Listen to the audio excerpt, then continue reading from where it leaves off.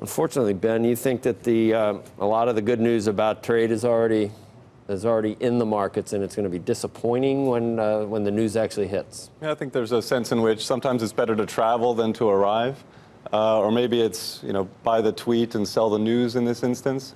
I think a lot of the good news is priced in.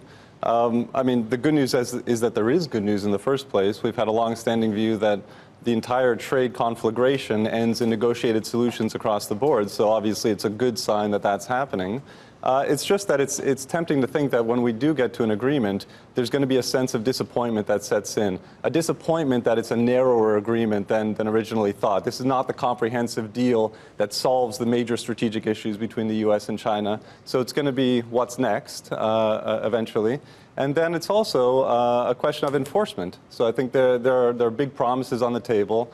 Purchasing $200 billion to $1 trillion of U.S. goods is part of it, and that's the most measurable part of it. But there are others that are much more vague and hard to track over time. So I think there's a question of enforcement that starts creeping in and probably has a negative interaction with the what's next question. So you still like the U.S. better than other places, and you still like equities a little, I guess, but you're underweight equities. I mean, you're not out, right? You like the U.S., but you don't sound overly bullish or excited. I don't think we're swinging the bat in a big way at the moment, but I think that's all right, and we're being opportunistic on risk as we move throughout the year.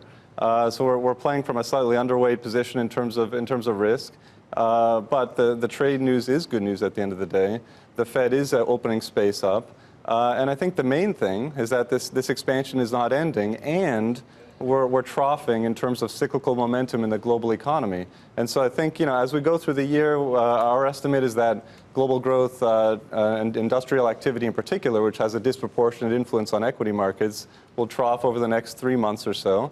And then I think more upside opens up. But right now, it's a little bit balanced, and we're being a bit tactical and opportunistic about things. All right. So go to Kevin. Just let's talk. We can talk jobs, but first let's talk GDP. What Atlanta Fed's at 0.3% for the first quarter. The first quarter is going to be brutal. It is all the time, it seems like, but it's certainly been a reoccurring pattern over the past several years. It's going to be scary for people that are calling an end to the expansion, or that it was a front-end loaded tax, benefit from the tax reform that's dried up already. Do you think that's true, or full year will we be?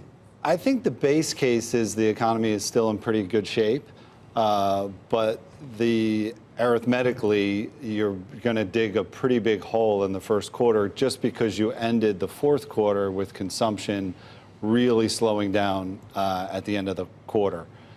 So if you remember back a couple weeks ago, retail sales really showed weakening in December, and unfortunately, the trajectory for growth for the first quarter, you got a pretty big hole to dig out of.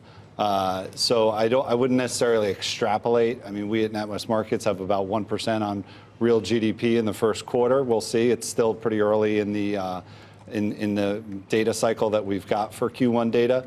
But it certainly seems like the reoccurring pattern that Q1 is going to be pretty weak is likely to be. Okay, so we got jobs tomorrow, and they've surprised everyone, the recent reports. But now you've got, I would think it's kind of a double whammy. You've got the specter of slower growth and tougher and tougher for companies to find the people that they want as the workforce goes down. So aren't those two headwinds that mean sooner or later jobs are going to catch up with some of the other weak parts of the picture? I'd agree. I mean, I think tomorrow, I think the expectation is still kind of more of the same trend of 200 or so thousand on headline payrolls.